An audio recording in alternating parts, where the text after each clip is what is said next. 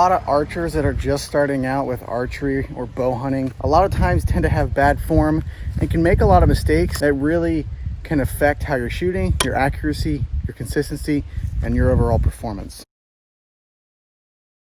So to start, your grip is like the basis on everything about your bow, and it's like the foundation. A lot of beginner archers will just grab the grip. Some will even grab it as hard as they can and just squeeze that. And if you look, I don't know if you can see, but I'm squeezing this grip and I am shaking.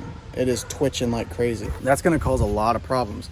If I'm at full draw and I'm twitching like this, my accuracy and my consistency is never gonna be on point. And if it comes down to like in the middle of deer season and I have the biggest buck of my life in front of me and I pile on all this shaking along with buck fever, it might not turn out pretty. So my grip, I want my grip to be loose, okay, but still strong enough so I can pull the bow back. So right here is where I want to set that grip in, right here, just like this, but I want it loose.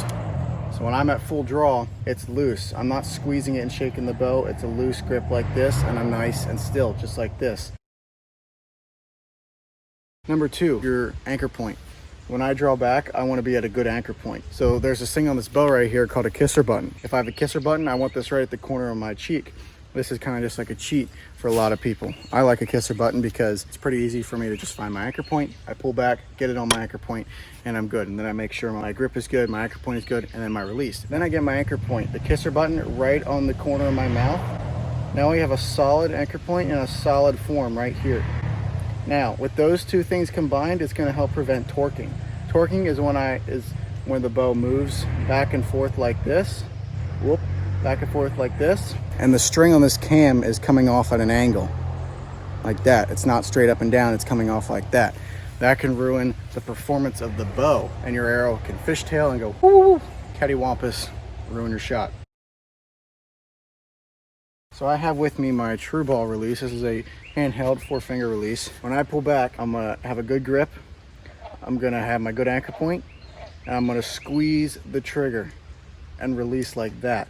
I don't wanna punch the trigger. I don't wanna go boom. That's punching the trigger. That can cause you to flinch, and again, ruin your accuracy and everything about shooting your bow. Finally, your release. Like I said, I wanna squeeze the trigger. In this particular case, I'm gonna wrap my thumb around like this, and when I'm at full draw, I'm gonna tighten my back muscles, and it's slowly gonna pull on that thumb trigger. In the end, it's gonna end up opening the caliper like that. And so we're gonna do this all nice and slowly in a smooth motion so you can watch. Loose grip. Get my grip nice and good. Find my anchor point. Squeeze the trigger.